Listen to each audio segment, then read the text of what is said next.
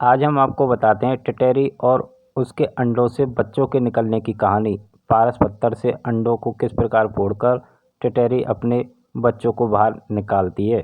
बने रहिए आप प्रेम सिंह सैनी न्यूज़ रिपोर्टर के साथ। टिटैरी, जिसे टिटौड़ी भी कहा जाता है, ग्रामीण इलाके में इसे टिटौड़ी के नाम से ही जानते हैं। किसान टिटौड़ी के अंडों के आधार पर ही मौसम का अनुमान लगाते हैं। तो आप मान सकते हैं कि टिटौड़ी किसानों का मौसम विभाग होता है, जिसके आधार पर वे आगामी बारिश के बारे में जानकारी प्राप्त करते हैं। टिटैरी के अंडे से बारिश और मौसम का पूर्वानुमान लगाया जा सकता है। टिटैरी के अंडे से बारिश की भविष्यवाणी की परंपरा प्राचीन समय से ही चली आ रही है और आज भी ग्रामीण इलाके के लोग किसान टिटैरी के अंडों को देखकर बता देते हैं कि इस वर्ष कितनी बारिश होगी, कैसी बारिश होगी। टिटैरी के अंडों से बारिश का कैसे पता लगाया जाता है, यह भी हम आपको बताते हैं। लंबे समय तक टिटैरी के अंडों की संख्या और जगह के विश्लेषण के आधार पर यह पता लगाया गया है कि टिटैरी किसी ऊंचे स्थान या खेत की मेड़ पर अंडे देती है। उस वर्ष तेज बारिश होती है और बारिश अधिक होती है। यदि टिटैरी नीचे स्थान पर और गड्ढे में अंडे देती है तो उस साल बारिश कम होती है और सूखा पड़ने की संभावना भी रहती है। ऐसा इसलिए होता है क्योंकि टिटैरी को बारिश का पूर्वानुमान रहता है और वह अपने अंडों को बचाने के लिए किसी ऊंचे स्थान पर अंडे देती है।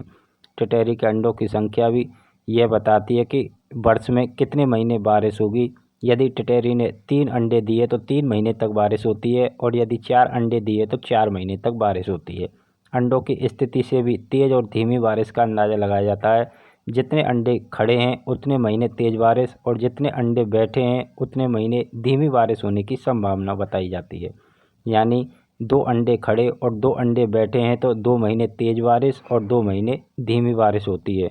किसान प्राचीन समय से ही टिटैरी के अंडों से बारिश का अंदाज़ा लगाते आए हैं, लेकिन वैज्ञानिक इसे अवैज्ञानिक तरीका बताते हुए खारिज कर देते हैं। लेकिन कई वैज्ञानिक इसे नकारने की बजाय इस पर शोध करने की आवश्यकता भी बताते हैं। वैज्ञानिकों का मानना है कि जीव जंतुओं में प्रकृति के संकेतों को समझने की शक्ति होती है, जिससे वह प्रकृति में आने वाली आपदा और होने वाले बदलाव का पूर्वानुमान लगा लेते हैं और उसी प्रकार पक्षी अपनी प्रतिक्रिया देते हैं। आज हम आपको एक खास बात और बताते हैं कि टिटैरी पेड़ पर क्यों नहीं बैठती है। टिटैरी पेड़ पर नहीं बैठती है, यहाँ तक कि टिटैरी कभी भी ऊंची दीवार, खंभे, तार या किसी ऊंचे स्थान पर भी नहीं बैठती। इसका मुख्य कारण टिटैरी की शारीरिक बनावट और इसका स्वभाव है। टिटैरी पेड़ पर नहीं बैठती है क्योंकि टिटैरी के जो पंजे हैं ज़मीन पर चलने के लिए अनुकूलित हो गए हैं। टिटैरी के पंजों में आगे की उंगलियां तो होती है किंतु पीछे की उंगली नहीं होती, जो मुख्यतः पेड़ या टहनी पर पकड़ बनाने के काम आती है। पीछे की उंगली न होने के कारण टिटैरी पेड़ को या किसी ऊंची टहनी को पकड़ नहीं पाती, जिस वजह से टिटैरी पेड़ पर नहीं बैठती है। इसके अलावा टिटैरी कभी भी ऊंचे स्थानों पर भी नहीं उड़ सकती। कारण है टिटैरी अधिक ऊंचाई तक उड़ नहीं पाती है। आइए अब आपको हम बताते हैं टिटैरी के अंडों के बारे में। टिटैरी 4 से लेकर 6 अंडे तक दे सकती है, कभी कभी कम भी अंडे दे देती है। सामान्यतः टिटैरी 3 या 4 अंडे ही देती है। इसके बारे में भी काफ़ी प्राचीन मान्यताएं चली आ रही है। आपको बता दें कि कहा जाता है कि टिटैरी पारस पत्थर से अपने अंडों को तोड़ती है। पारस पत्थर अत्यंत रहस्यमयी और कीमती पत्थर होता है, जो हर किसी को आसानी से प्राप्त नहीं होता। किंतु टिटैरी अपने अंडों को तोड़ने के लिए पारस पत्थर का इस्तेमाल करती है। टिटैरी यह पारस पत्थर कहाँ से लाती है यह तो किसी को नहीं पता, किंतु टिटैरी को पारस पत्थर की जानकारी अवश्य होती है, जिससे वह अपने अंडों को तोड़ने का कार्य करती है। प्राचीन धर्म ग्रंथों और पुरानी कहानियों में भी पारस पत्थर का जिक्र मिलता है। कहा जाता है कि यदि पारस पत्थर लोहे को छू लेता है तो वह सोना बन जाता है।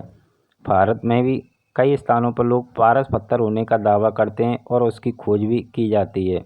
आपको बता दें कि हमने भी टिटैरी के अंडों के पास जाकर पारस पत्थर खोजने का प्रयास किया था। जहां टिटैरी ने अपने अंडे दिए थे, उन अंडों में 20 दिन बाद बच्चे निकल आए। तो हम वहाँ पारस पत्थर की तलाश में भी गए। पारस पत्थर को ढूंढने की काफ़ी कोशिश की गई, लेकिन हमें पारस पत्थर नहीं मिला। हो सकता है टिटैरी अपने अंडों को पारस पत्थर से फोड़ने के बाद उस पारस पत्थर को कहीं छुपा देती हो।